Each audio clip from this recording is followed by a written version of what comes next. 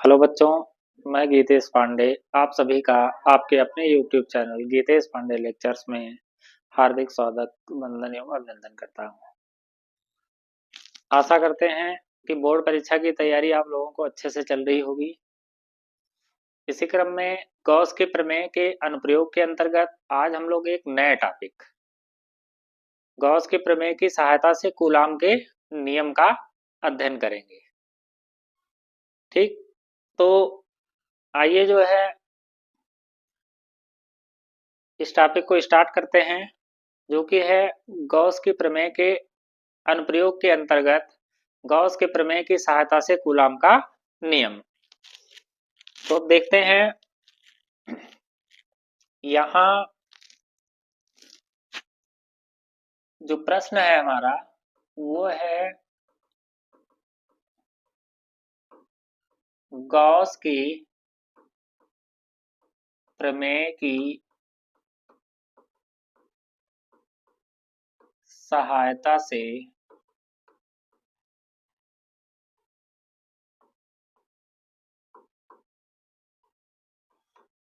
Coulomb का नियम।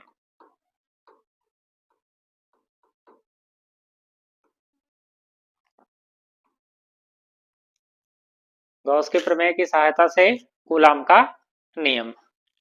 अब सर्वप्रथम हम इसमें करेंगे क्या, तो चूंकि गॉस की प्रमेय अप्लाई करनी है, तो गॉस की प्रमेय अगर हमको लगाना है तो हम क्या करेंगे इसमें, इसके पहले हम इसको पढ़ चुके हैं कि जब भी हमको गॉस की प्रमेय लगाना है तो हमको दो बातों का ध्यान रखना है।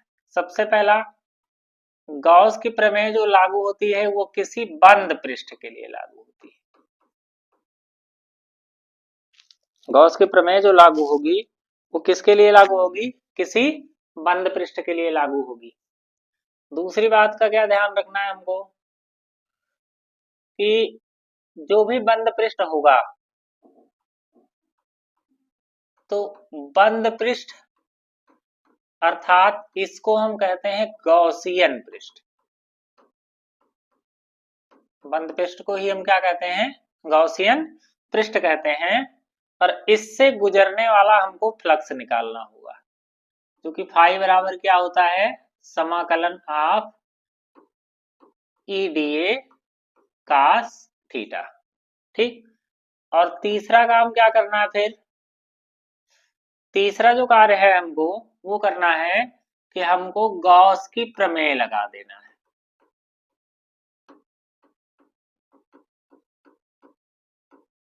जो कि फाई बराबर क्या होता है, क्यू अपान एप्सिलॉन नॉट। जो इसके पहले की कक्षाओं में हम ये चीजें पढ़ चुके हैं। ठीक, अब अगर यहां देखें तो सर्वप्रथम हम क्या करते हैं कि एक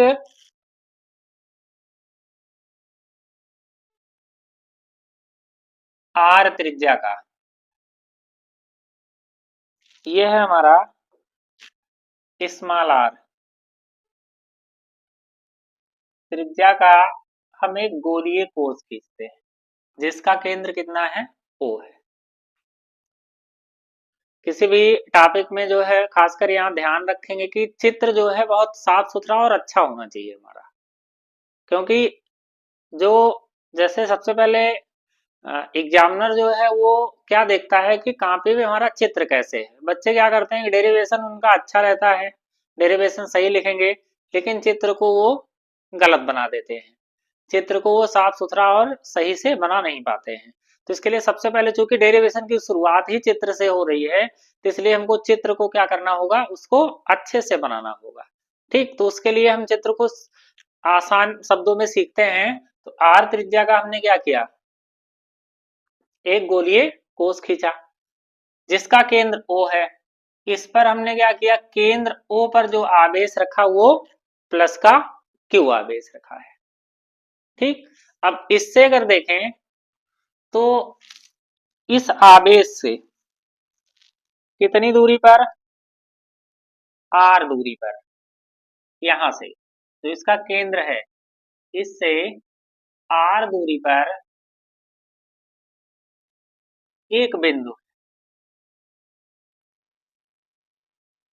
ये कैपिटल आर दूरी पर हमने क्या किया कि एक बिंदु ले लिया, और ये बिंदु क्या है, ये है पी।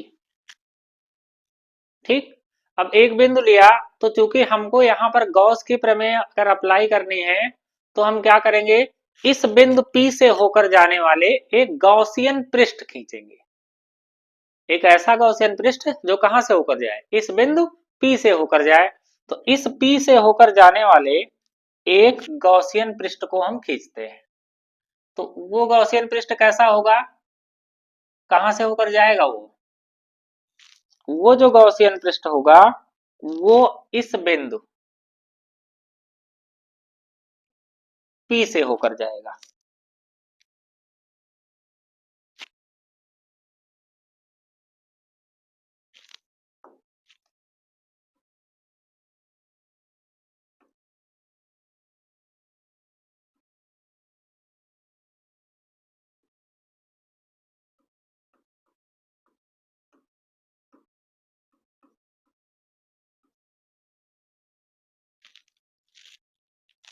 ये हमारा जो गॉसियन पृष्ठ होगा, यहां से जो हम गॉसियन पृष्ठ खींच रहे हैं वो कहां से होकर जाएगा, इस बिंदु P से होकर जाएगा वो।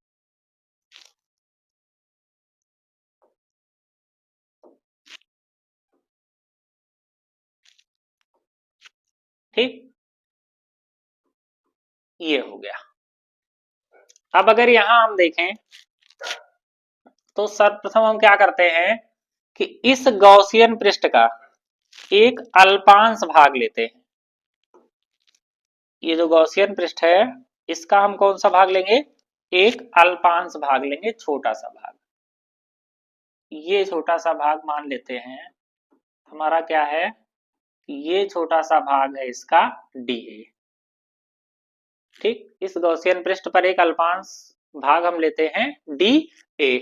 अब यहां देखें तो प्लस के कारण इस बिंदु पर जो तीव्रता होगी, तो प्लस के कारण जो तीव्रता होती है वो उससे दूर होती है। प्लस के कारण जो तीव्रता होगी वो क्या होगी, उससे दूर होगी। अब अगर यहां देखें तो ये dA है अल्पांश क्षेत्रफल, तो इसका अगर हम क्षेत्रफल सदिश देखें तो क्षेत्रफल सदिश क्या होगा इसका, वो होगा हमेशा सतह के लंबवत। जो क्षेत्रफल सदिश होता है वो हमेशा कैसा होता है, वो होता है सतह के लंबवत। तो ये हो गया हमारा क्षेत्रफल सदिश। अब यहां हम लिखेंगे कि अब जो जो काम हमने चित्र में किया है पहले उसको लिख लेते हैं। तो सर्वप्रथम हमने क्या किया कि एक आर त्रिज्या का एक गोलीय कोष खींचा। ठीक, तो अब हम सबसे पहले जो भी हमने काम किया है उसको क्या करते हैं, यहाँ लिख लेते हैं। तो अब हमने काम क्या किया, पहले सबसे पहला हमने काम क्या किया यहाँ कि स्मॉल आर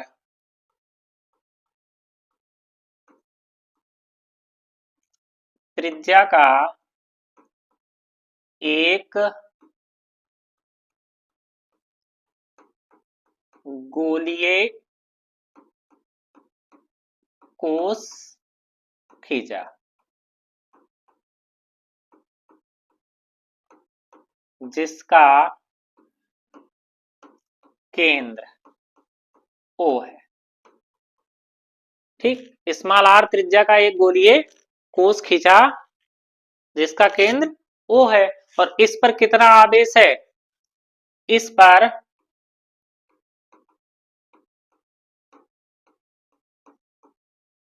प्लस Q आवेश स्थित है। ठीक, इस पर जो हमारा आवेश है वो कितना आवेश है, केंद्र पर प्लस का Q आवेश जो है स्थित है।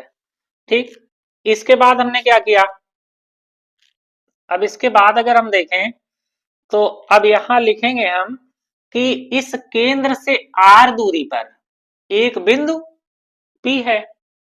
केंद्र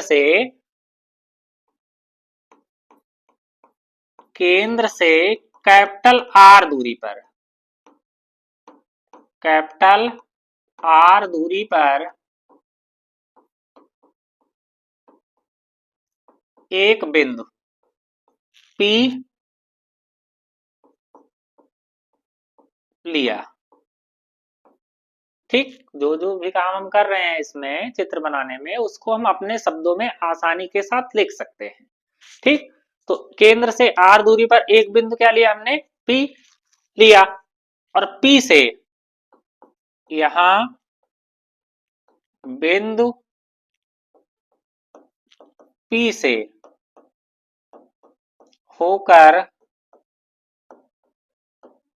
जाने वाले एक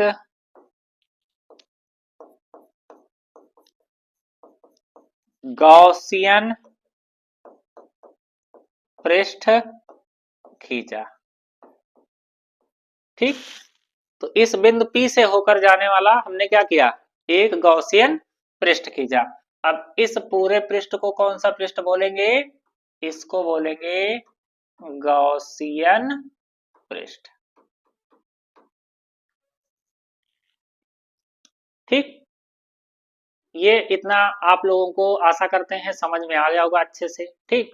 चित्र में क्या कर रहा है कि जो भी काम हम कर रहे हैं चित्र बनाने में, उसको हम अपने शब्दों में लिखने का प्रयास करेंगे, ठीक। और उसको इस प्रकार से लिखेंगे कि जैसे बहुत कम शब्दों में जो है पूरा मैटर जो है वो आ जाए, ठीक है। बहुत कम शब्दों में जो है जिससे पूरा जो मैटर है वो हम लिख दें। तो अब ये हो गया हमारा। अब सबसे पहले हम क्या करेंगे, इस अल्पांश भाग से गुजरने वाला संपूर्ण फ्लक्स निकालेंगे, ठीक। तो अब यहां हमको करना है कि सबसे पहला काम हमको क्या करना है कि अगर हम देखें तो क्या करते हैं, देखिए सबसे पहले तो बंद पृष्ठ हो गया। अब बंद पृष्ठ से, बंद पृष्ठ का मतलब कौन सा पृष्ठ, गॉसियन पृष्ठ। तो गॉसियन पृष्ठ से गुजरने वाला हमको क्या करना है, संपूर्ण फ्लक्स निकालना है। तो अब हम लिखेंगे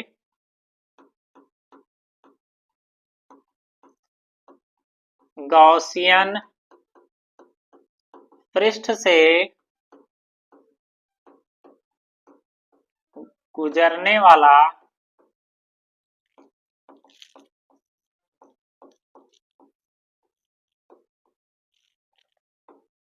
संपूर्ण वैद्युत फ्लक्स। इसका मतलब क्या है कि इस गॉसियन पृष्ठ से कितना फ्लक्स गुजरेगा, ठीक।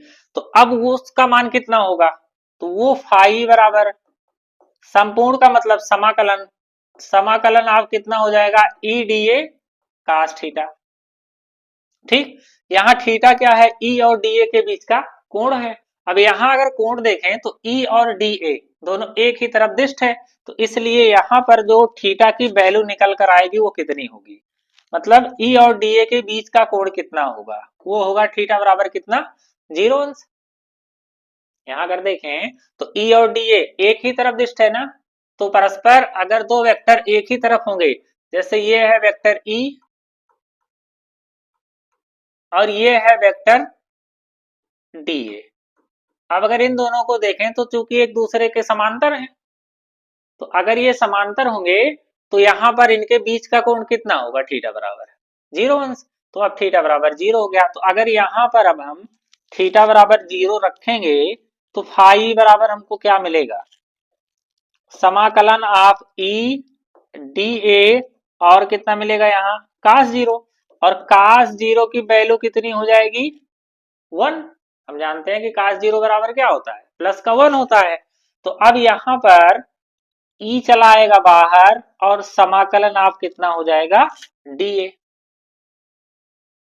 यहाँ क्या हो गया, ई जो है चलाया बाहर और ये हो गया समाकलन आप डी ए। अब यहाँ अगर देखें तो चूंकि समाकलन आप डी ए कितना हो जाएगा, समाकलन आप डी ए का मतलब क्या है कि पूरा गॉसियन पृष्ठ जो है उसका पूरे का क्षेत्रफल।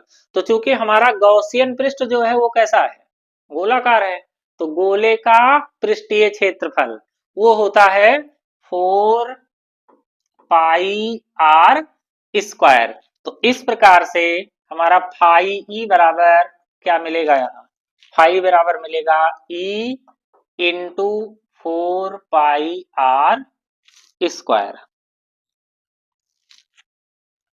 यहाँ जो हमारा फाई मिलेगा वो 4πr² मिलेगा। तो E इंटू 4πr², ये हो गया। अब इसको हम लिख लेते हैं समीकरण नंबर 1। ठीक, फिर से क्या करेंगे अब हमको क्या करना है, तीसरा काम, गॉस की प्रमेय लगा देना है। तो अब हम लिखेंगे इसको कि गॉस की प्रमेय से। अब गॉस की प्रमेय क्या होती है, अब यहां अगर हम लिखें तो गॉस की प्रमेय से,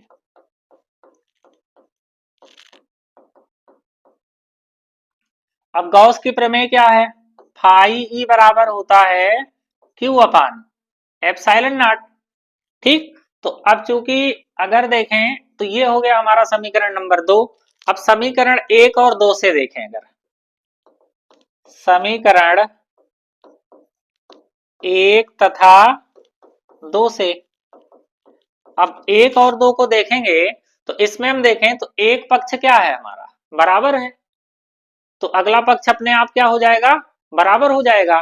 तो इस प्रकार से अगर हम देखें तो E इंटू 4πr² बराबर क्या हो जाएगा, ये क्यू अपान एप्सिलॉन नॉट, या E बराबर कितना हो जाएगा, इसको उधर ले जाएं तो 1/4π एप्सिलॉन नॉट, और Q अपान कितना हो जाएगा, ये हमारा Q अपान r²।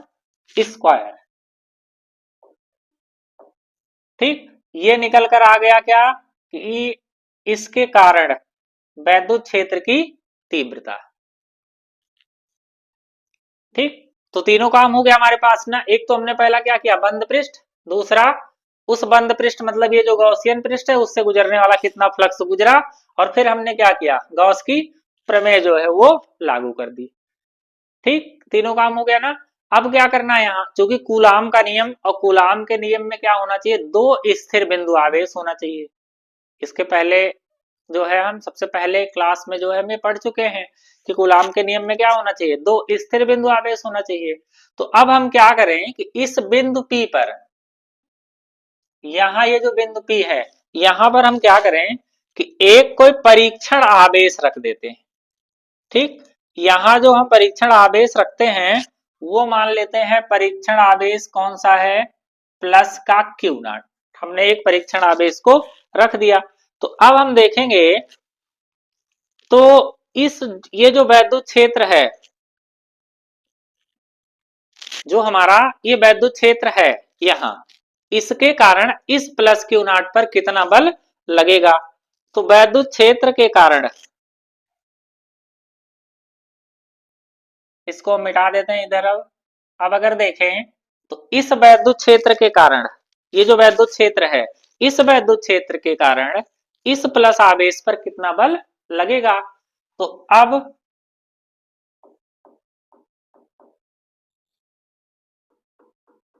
वैद्युत क्षेत्र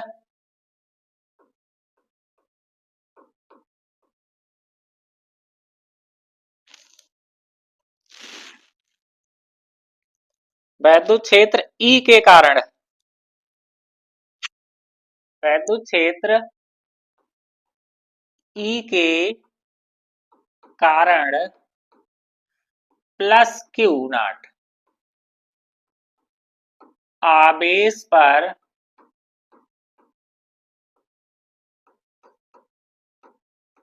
लगने वाला बल। तो किसी आवेश पर वैद्युत क्षेत्र कितना बल लगाता है, वो लगाता है F बराबर E/Q0। जो वैद्युत क्षेत्र है वो किसी आवेश पर, जो वैद्युत क्षेत्र है वो कितना बल लगाता है, वो लगाता है F बराबर कितना, E/Q0। अब यहां पर अगर हम E की वैल्यू रखें तो कितना हो जाएगा, ये 1/4πε0 Q अपान कितना, r², और ये वाला Q0। और यही अगर हम देखें तो यही जो हमारा सूत्र है, कौन सा, ये F बराबर 1/4πε0 Q0 अपान r², यही क्या है, यही है कूलाम का नियम।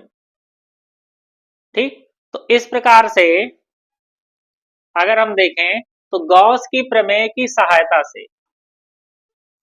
आसानी के साथ हम कूलाम के नियम को जो है सिद्ध कर सकते हैं। ठीक है, बोर्ड परीक्षा के दृष्टिकोण से ये 5 अंक वाले प्रश्न हैं।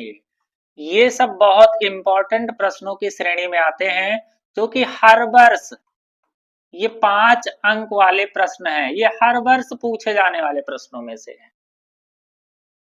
जैसे इससे पहले हम आपको बता चुके हैं कि गॉस की प्रमेय में एक प्रश्न इसके अनुप्रयोग या गॉस की प्रमेय को लेके एक प्रश्न निश्चित तौर पर 5 नंबर में पूछा जाता है। ठीक, तो ये आज का जो हमारा टॉपिक था वो था गॉस की प्रमेय की सहायता से कूलाम का नियम। आशा करते हैं कि ये आपको बहुत अच्छे से समझ में आया होगा। अगर आपको ये टॉपिक बहुत अच्छे से समझ में आया है तो कृपया कमेंट बॉक्स में जरूर लिखें, और अगर कोई भी दिक्कत हो रही है आपको समझने में तो कृपया कमेंट बॉक्स में उसका भी उल्लेख करें। ठीक, और अगर आपको वीडियो अच्छा लगा हो तो लाइक, शेयर और सब्सक्राइब जरूर करें, और अपने जो है मित्रों के पास भी इसको शेयर करें। ठीक, धन्यवाद। जय हिंद।